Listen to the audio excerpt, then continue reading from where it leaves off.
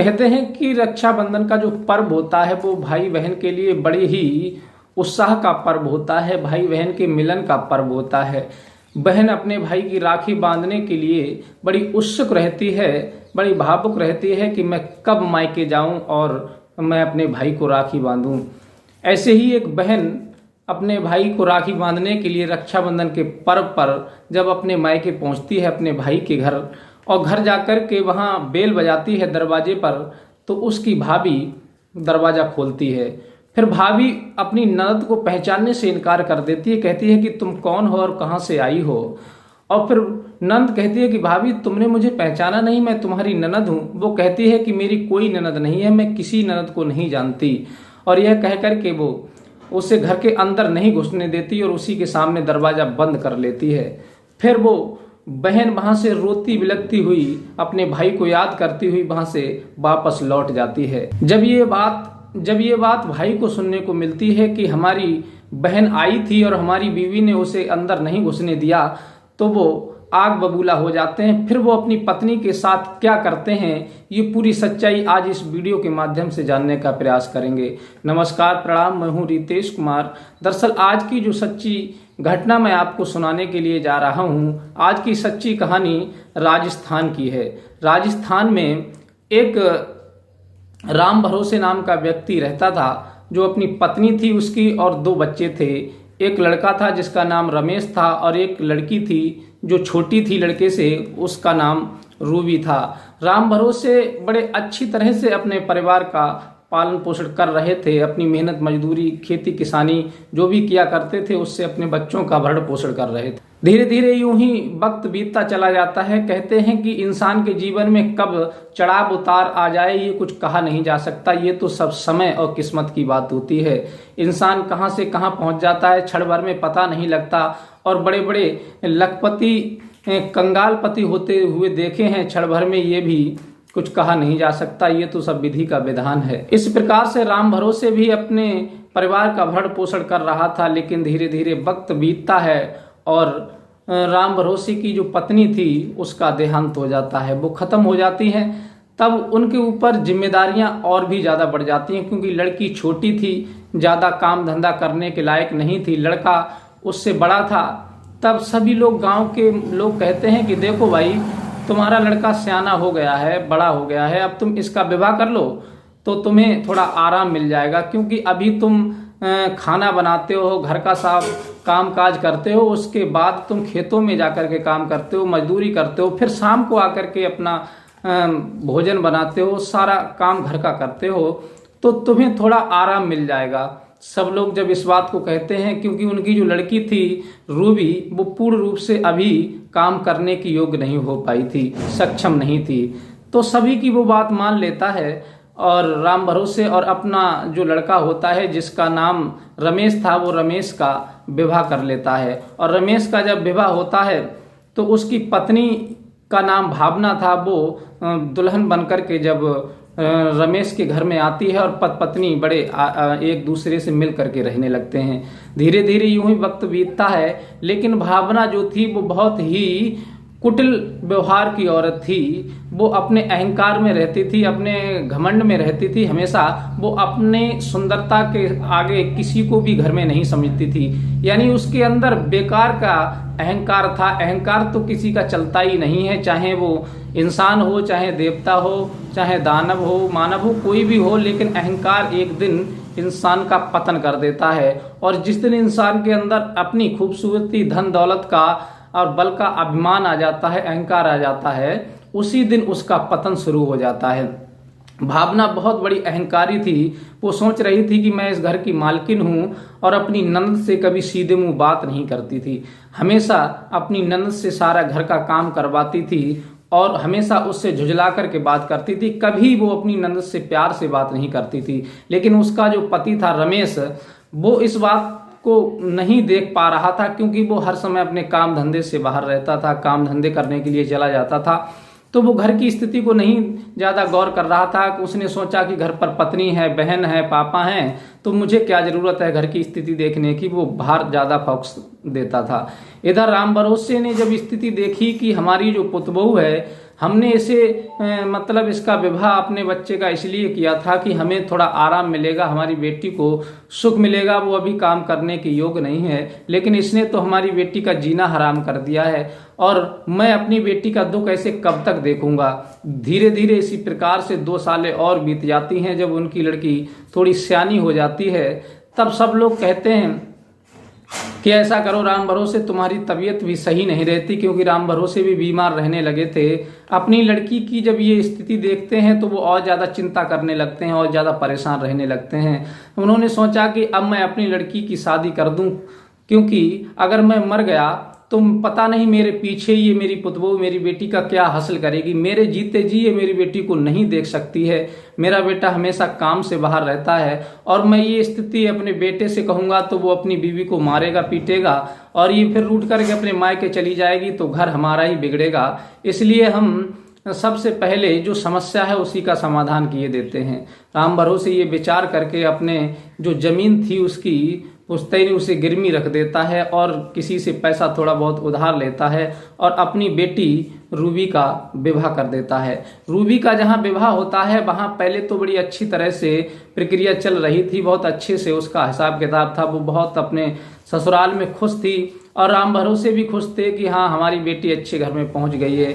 लेकिन अभी मैंने बताया था कि इंसान का वक्त सदा एक सा नहीं चलता, कब किसके साथ क्या हो जाए ये कुछ कहा नहीं जा सकता। धीरे धीरे वक्त बीतता गया। 1 साल रूबी की शादी को हुए थे तब तक रूबी का पति बीमार पड़ गया और वो बीमारी से गुजरने लगी थी। इधर धीरे धीरे कुछ समय के बाद में राम भरोसे की भी मृत्यु हो जाती है। अब घर में केवल रमेश और रमेश की पत्नी भावना 2 ही बचते हैं, क्योंकि रूबी का विवाह हो गया। अब इधर रमेश काम के लिए चला जाता है, उसका फोकस जो है पूरा अपने कार्य पर था और उसकी पत्नी घर में रह जाती है।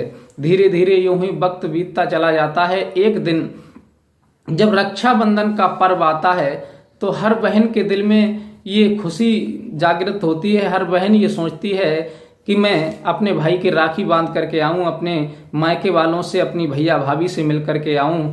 ये सभी बहनों के दिल में ये हर्षोल्लास का माहौल बनता है और ये पर्व ही ऐसा होता है जो भाई बहन के मिलन का और भाई बहन के प्यार का त्योहार होता है। तो इधर रूबी जो थी वो बहुत ज़्यादा परेशानी से जूझ रही थी, क्योंकि कर्जा ले लेकर के पहले तो उसने अपने पति का इलाज कराया। उसकी बीमारी इतनी भयंकर बढ़ती चली जा रही थी कि पैसा पूर्ण नहीं दे रहा था। वो इतनी स्थिति उसकी डाउन हो गई थी कि वो रोडवेज स्टैंड पर जाकर के, कभी रेलवे स्टैंड पर जाकर के, कभी पान पुड़िया बेचती थी, कभी कुरकुरा बेचती थी, जरूरत पड़ती थी तो कभी भीख भी मांग लिया करती थी और उसके सास ससुर भी उसकी मदद कर रहे थे। और रूबी बहुत ज़्यादा दुखी थी। पुराने वस्त्र थे, क्योंकि उसके पास इतना कुछ नहीं बचा था कि वो अपने वस्त्र भी नए ले लेती। उसकी बीमारी में इतना लग रहा था उसके पति की। ये हालत जब बिगड़ गई, लेकिन जब रक्षाबंधन का त्योहार आ गया उसने अपने भाई को कोई बात नहीं बताई थी कि हम पर इतनी बड़ी परेशानी आ गई है। लेकिन जब धीरे धीरे वक्त बीता और रक्षाबंधन का पर्व आया तो रूबी ने सोचा कि चलो परेशानी तो है ही, लेकिन मैं भाई से भी मिल करके आती हूँ, भाई के भी हालचाल पूछ करके आती हूँ कि मेरा भाई कैसा रह रहा है, भाभी की सुधार हुआ आदत में या नहीं हुआ, या भाभी वैसी है। वो बेचारी रूबी अपने भाई से मिलने के लिए एक दूसरे से पैसा उधार लेकर के आती है। 1-2 दिन अपने पति की दवाई को रोक देती है और बड़ी खुशी से बड़ा अच्छा मन बना करके आती है कि मैं अपने भैया भाभी से मिलूंगी और हाल चाल अपने अपने दिल के बताएंगे तो हमारा दुख थोड़ा हल्का हो जाएगा, कम हो जाएगा। ये विचार करके रूबी वहां से चली। लेकिन जब दरवाजे पर आकर के घंटी बजाती है तो उसकी भाभी घर में थी, उसका भाई तो काम पर गया हुआ था। उसकी भाभी जब दरवाजा खोलती है और अपनी ननद की जब स्थिति देखती है कि ये तो फटे पुराने वस्त्र पहने हैं और बहुत ज़्यादा गरीब कंगाल है, तब वो कहती है कि तुम जैसी भिखारिन रोज आ जाती हो दरवाजे पे, तुम कहाँ रहती हो, कौन हो। ये बात सुनकर के रूबी के एकदम से होश उड़ जाते हैं कि आखिर भाभी तुम कह क्या रही हो, मैं तुम्हारी ननद हूँ, तुम मुझे भूल गई, या फिर तुम हमारी ये स्थिति देख करके कह रही हो। उसकी भाभी कहने लगती है भावना, क्योंकि वो मैंने पहले बताया था वो बहुत अहंकारी और घमंडी टॉप की महिला थी। वो कहती है कि मैं तुम्हें नहीं जानती, कौन तुम ननद हो, कहाँ से आई हो, मेरी कोई ननद नहीं है, चल यहाँ से भाग जा। आकर के खड़ी हो गई यहाँ भीख मांगने के लिए। उसी के सामने वो दरवाजा बंद कर देती है और फिर ये दृश्य पड़ोस में रहने वाला एक व्यक्ति देख रहा था कि ये अपनी ननद के साथ कैसा व्यवहार कर रही है। अब वो वहां से कुछ कह तो नहीं पाती, लेकिन वहां से रोती हुई बिलखती हुई वहां से लौट करके चल देती है। अब कहती तो बेचारी किससे कहती, क्योंकि वो खुद ज़्यादा परेशानी में थी। वहां से लौट करके चली जाती है रोती बिलखती, अपने भाई को याद करती हुई कि मैं कर्जा लेकर के पैसे लेकर के आई थी किराया खर्च करके, लेकिन मेरे भाई से मुलाकात भी नहीं हुई, भाभी ने मेरे साथ ऐसा किया। कुछ देर के बाद में वो तो रो करके चली जाती है। कुछ देर के बाद में जब रमेश लौट करके आता है तो वो पड़ोस में जो व्यक्ति देख रहा था उसने सोचा कि अब मैं रमेश को बता दूं। तब रमेश की पत्नी, जब रमेश घर आ जाता है तो वो मार्केट के लिए सब्जी लेने के लिए चली जाती है और रमेश घर पर अकेला था। तभी वो पड़ोस वाला व्यक्ति दौड़ करके आया और उसने कहा कि देख भाई रमेश, तेरी बहन अभी थोड़ी देर पहले आई थी और तेरी बीवी ने उसे घर के दरवाजे से ही भरा बुरा कह करके भगा दिया। कहा कि तू कहाँ की रहने वाली है, भिखमंगी भिखारिन आ जाती हैं दरवाजे पर। इस तरह से बहुत बहुत बुरे शब्द कहे उससे और वो बेचारी को घर में नहीं घुसने दिया और घर के बाहर से ही उसे भगा दिया धक्का मार करके। वो बेचारी रोती बिलखती यहाँ से चली गई और बहुत ज़्यादा तुझे याद करती जा रही, रोती हुई जा रही थी बुरी तरह से। उसका दर्द मुझसे देखा नहीं जा रहा था भाई। अब तेरी समझ में जो आए वो करना, मैंने तुझे बता दिया। ये बात सुनकर के रमेश का तन जो है आग बबूला हो जाता है कि आने दो इसे। इधर तो वो गुस्से में बैठा हुआ था घर, तभी उसका एक साला आता है और थोड़ी देर के बाद बैल बजाता है, घर की घंटी बजाता है और वो रमेश गुस्से में था, उठ करके गया और जब दरवाजा खोलता है तो देखा कि उसका साला गेट पर खड़ा हुआ है और कहता है कि जीजा जी राम राम और कैसे हो। तब वो कहता है कि कौन जीजा जी, कहाँ से आए हो, कौन हो तुम, मैं तुम्हें नहीं जानता। ये बात सुनकर के उसका साला बड़े अचंभे में पड़ जाता है। कहता है जीजा जी तुम मुझे पहचानने से इनकार कर रहे हो, आखिर बात क्या है, दीदी से झगड़ा हो गया, क्या बात है, दीदी कहाँ है। वो कहता है मुझे नहीं पता तुम्हारी कौन दीदी है, कहाँ है, जाओ यहाँ से। वो उसके सामने गेट को बंद कर देता है और फिर गुस्से में अंदर घर के अंदर बैठ जाता है। इधर से वो लौट करके जा रहा था मायूस होकर के, आखिर जीजा ने हमारे साथ ऐसा सुलूक क्यों किया। पहले तो इन्होंने हमारे साथ ऐसा बर्ताव कभी नहीं किया था, लेकिन आज बहुत बुरा बर्ताव कर रहे हैं। बड़ा उदास होकर के, मन थोड़ा करके वो वहां से चुपचाप लौट करके जा रहा था। उधर से रमेश की पत्नी आ रही थी भावना, हाथ में थैला लिए, और वो देखती है कि हमारा भाई घर से लौट करके आ रहा है। तब वो अपने भाई को आवाज लगाती, भाई तुम लौट करके कहाँ जा रहे हो, घर क्यों नहीं रुके। बड़ा उदास था कि आखिर बात क्या है, इतने उदास क्यों हो। तब वो बताता है कि जीजा जी ने तो हमें पहचानने से इनकार कर दिया और हमारे अंदर बुलाने की बजाय हमें दरवाजे से भगा दिया और गेट बंद कर दिया कि मैं तुम्हें नहीं जानता। वो कहती है कि चल मेरे साथ चल, मैं उनसे पूछती हूँ कि आखिर कैसे वो इनकार करते हैं पहचानने से। जब वो घर लेकर के आती है तब कहती है कि ये बताओ कि तुमने हमारे भाई को घर से बाहर क्यों भगा दिया, दरवाजे से ही क्यों लौटा दिया, घर में क्यों नहीं बुलाया। तब रमेश इतना गुस्से में था और वो कहता है कि तुम ये बताओ कि मेरी बहन यहाँ आई थी। ये बात सुनकर के वो चुप हो जाती है, कुछ कह नहीं पाती। तब वो कहती है कि तुझे शर्म आनी चाहिए, तू ऐसी औरत है, तेरे ऊपर तो शर्म आ रही है कि तुझे अपनी औरत कहते हुए। जब मेरी बहन यहाँ आई थी तो तूने दरवाजे से उसे भगा दिया भिखमंगा कह करके और घर में नहीं घुसने दिया। वो मेरी बहन थी, मेरी सगी थी। जब तूने उसे घर में नहीं घुसने दिया तो मैं तेरे सगे को घर में क्यों घुसने दूं। मेरा इनसे क्या रिश्ता है जब तेरा मेरे करीबियों से कोई रिश्ता नहीं है। ये बात जब वो सुनता है उसका साला रमेश का, तो कहता है जीजा जी आपने बहुत अच्छा किया, हमारी बहन को सबक सिखाने के लिए ये बहुत अच्छा किया, क्योंकि जब हमें आपने लौटारा तो इसके दिल पर ठेस पहुंची और आपकी बहन को जब हमारी बहन ने लौटारा तो आपके दिल पर ठेस नहीं पहुंचेगी। ये बहुत अच्छा किया इसे सबक सिखाने के लिए। और रमेश अपनी पत्नी पर इतना जुझलाता है और 2-4 थप्पड़ भी जड़ देता है और उन बहुत ज़्यादा भली बुरी और खरी खोटी कहने लगता है। लेकिन उसका साला कुछ नहीं कहता। वो कहता है कि देख, तू जब अपनों की नहीं हो सकती तो तू फिर हमारी क्या हो सकती है। हम तो तेरे पराये हो गए, अब तो तेरे अपने ससुराल वाले हैं, तेरी ननद है, सास है, ससुर हैं, पति है, यही तेरे अपने होते हैं ससुराल में आकर, और तू उनके साथ ऐसा व्यवहार कर रही है। आज के बाद मेरे घर कभी मत आना और ना ही मैं तुझे लेकर के यहाँ से जाऊंगा, और यहाँ से जाने के बाद तेरी शिकायत माँ बाप से करूंगा कि तेरे लिए यही संस्कार दिए थे माँ बाप ने, यही सब कुछ सिखा करके तुझे यहाँ भेजा था, आज तू माँ बाप की इज्जत को मिट्टी में मिला रही है। और रमेश का साला कहता है, जीजा जी मैं तुमसे नाराज नहीं हूँ, मैं तुमसे बहुत खुश हूँ, तुमने बहुत अच्छा किया, इसे सबक सिखाया। और वो अपनी बहन से कह के जाता है कि आज के बाद फोन मत करना।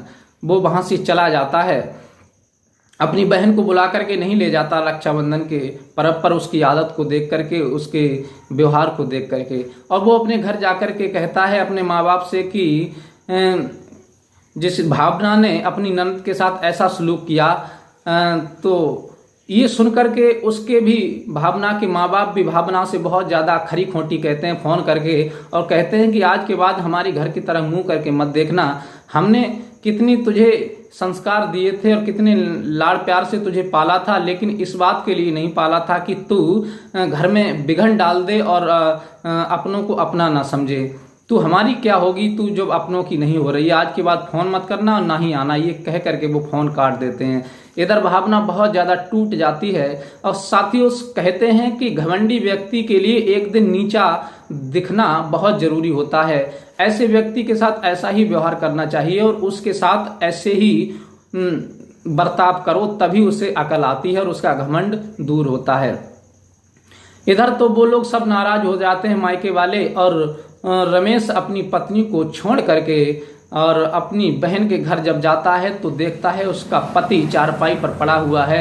उसकी तबीयत बहुत ज़्यादा खराब थी और वो वहाँ से पूछता है कि हमारी बहन कहाँ है। तब वो कहते हैं कि कहीं पैसे की व्यवस्था में गई होगी, कहीं दुकान लगाई होगी। तब वो आता है रोडवेज स्टैंड पर, देखता है तो उसकी बहन भीख मांग रही थी और कुरकुरे, गुटखा, तंबाकू वगैरह बेच रही थी। ये स्थिति देख करके वो बहुत ज़्यादा दुखी हो जाता है। अपनी बहन की ये हालत देख करके, उसके वस्त्र फटे पुराने देख करके अपनी बहन की जेठ भर लेता है और बहुत बुरी तरह से बहन भाई एक दूसरे से लिपट करके रोने लगते हैं और कहता है कि बहन, तूने हमें बताया नहीं कि तेरी स्थिति इतनी खराब हो गई है और तू बस चुपचाप इस जुल्म को सहती रही, ये परेशानी को उठाती रही। कम से कम एक बार तो हमें बताती। रूबी कहने लगी, भाई मैंने इसलिए नहीं बताया क्योंकि भाभी वैसे भी बहुत ज़्यादा आदत की खराब हैं और मैं तुम्हें बताती तो वो तुम्हें आने भी नहीं देती और हमारी मदद भी नहीं करने देती और फिर तुम्हारा घर बर्बाद ना हो, उजड़े ना, इस वजह से मैं सब कुछ चुपचाप सहती रही और फिर मैंने तुम्हें कोई मदद के लिए गुहार नहीं की। इसलिए मैं जैसा हो रहा है, भगवान कर रहा है मेरे साथ, मैं सह रही हूँ। रमेश बहुत ज़्यादा दुखी हो जाता है, कहता है कि तुमने ये क्या किया। मुझे ये तो पता था कि हाँ जीजा जी बीमार रहते हैं, लेकिन ये पता नहीं था कि उनकी स्थिति इतनी खराब रहती है। अब चलो मैं तुम्हारी मदद करता हूँ। अब वो वहीं से अपनी बहन का सब काम छुड़वा देता है और उसके घर ले जाता है। फिर कुछ पैसे बैंक से निकाल करके लाता है और रक्षाबंधन का सब सामान लेकर के आता है, राखी लेकर के आता है और अपनी बहन को देता है कि लो अच्छे से त्योहार को मनाओ और राखी है, राखी हमें बांधो और फिर जीजा जी का इलाज होगा, वो भी देखा जाएगा। फिर वो जो नौकरी करता था, काम करता था रमेश, वो अपनी ड्यूटी से सीधी अपने बहन के घर जाता था और वहीं से जो भी पैसा होता था वो अपने बहनोई का इलाज कराता था और वहाँ का खर्चा उठा रहा था, अपनी बहन का खर्चा उठा रहा था। धीरे धीरे इसी प्रकार से 6 महीने बीत जाते हैं। इधर भावना के लिए कोई देने वाला नहीं था, मायके वालों ने भी मुख मोड़ लिया था। उसकी आदत को देख करके रमेश भी छोड़ करके चला गया था। वो एक एक दाने को मोहताज हो गई, एक एक पैसे को दुखी हो गई। अब वो सोच रही है कि आखिर अब मैं कहाँ जाऊं। रोती है, घर में बिलखती है, बहुत ज़्यादा पछता रही है कि आखिर मैंने अपनी ननद के साथ ऐसा नहीं किया होता तो मेरे पति मुझसे इतने रुष्ट नहीं हुए होते। बहुत ज़्यादा दुखी है। ये तब वो अपने भाई को समझाती है कि भाई ऐसे तुम अगर भाभी से दूर रहोगे तो घर बर्बाद हो जाएगा और घर बनाने में भैया बहुत समय लगता है, बर्बाद तो क्षण भर में हो जाता है। इसलिए हमारी मदद करो वो अच्छी बात है, लेकिन अपने घर को भी देख करके चलो, अपनी पत्नी को भी देख करके चलो। आखिर मैं मानती हूँ कि वो गलत है तो उसे समझाओ, उसे सबक सिखाओ अच्छी तरह से, तब अपने घर को चलाओ। तब वो अपने भाई को लेकर के रमेश को अपने मायके आती है और दरवाजे पर बेल बजती है तो वो बहुत बुरी स्थिति में थी भावना, और दरवाजा खोलती है तो देखती है कि उसका पति और उसकी ननद वही थी जिसे उसने घर से भगा दिया था दरवाजे से। अब उन दोनों को देखती है तो वो कुछ बोलती नहीं है, देख करके एकदम से फूट फूट करके रोने लगती है और अपनी ननद के पैरों में गिर जाती है, कहती है कि बहन मुझे माफ कर दो, मैंने अज्ञानतावश घमंड में आकर के तुम्हारा अपमान कर दिया था, मुझे नहीं पता था कि इसकी सजा मुझे इतनी बड़ी भुगतनी पड़ेगी, और तुम्हारी वजह से मेरे पति भी मुझसे दूर हो गए, मेरे मायके वाले भी मुझसे दूर हो गए। रूबी कहती है भाभी चिंता मत करो, सब ठीक हो जाएगा, मैं भैया को समझा दूंगी और तुम भी भैया को मना लो। तब वो अपने पति के पैरों में रमेश की गिर जाती है। भावना कहती है कि मुझे क्षमा कर दो, मैं जिंदगी में जब तक जीऊंगी मैं ना तो तुम्हारे साथ कोई गलत व्यवहार करूंगी ना तुम्हारी बहन के साथ करूंगी। अब वो दोनों के अंदर समझौता हो जाता है, वो माफी मांगती है तो रमेश भी अपनी पत्नी को माफ कर देता है, रूबी भी माफ कर देती है। फिर फोन करके जब कहते हैं कि अपने ससुराल वालियों से कहता है रमेश कि अब तुम्हारी लड़की सुधर चुकी है, अब वो रास्ते पर आ गई है, अब वो हमारी बहन का हमारा सम्मान कर रही है, घर को अच्छी तरह से पकड़ करके चल रही है। तब उसके घर वाले भी बहुत खुश होते हैं और घर आते हैं, सब मिल करके रहते हैं। और इधर उसका जो बहनोई था रमेश का, उसकी भी तबीयत ठीक हो जाती है और उसकी तबीयत में सुधार आ जाता है। फिर सारे रिश्ते एक दूसरे से मिल करके प्रेम भाव से चलने लगते हैं। कहते हैं कि रिश्ते एक विश्वास और एक सम्मान पर टिके होते हैं। अगर रिश्तों में कहीं ठेस पहुंचती है, उनमें कहीं दरार पड़ जाती है तो वो रिश्ते टूट जाते हैं। इसलिए रिश्ते तो केवल प्रेम की डोरी पर टिके होते हैं। जितना रिश्तों को तुम प्रेम दोगे उतनी ही गहरी अपनी जगह बना लेते हैं रिश्ते। और फिर यही रिश्ते अगर प्रेम उनमें आने लगा तो देखो तीनों परिवार मिलकर के एक हो गए और बड़े आनंद से अपनी जिंदगी को बिताने लगे। साथियों, ये कहानी सुना करके हमारा किसी का दिल दुखाने का मकसद नहीं है, ना किसी को भावुक करना, ना किसी को उकसाना है। बस हमारा मकसद ये है कि इंसान को अपनी दौलत पर, अपनी सूरत पर, अपने बल पर कभी घमंड नहीं करना चाहिए, अहंकार नहीं करना चाहिए।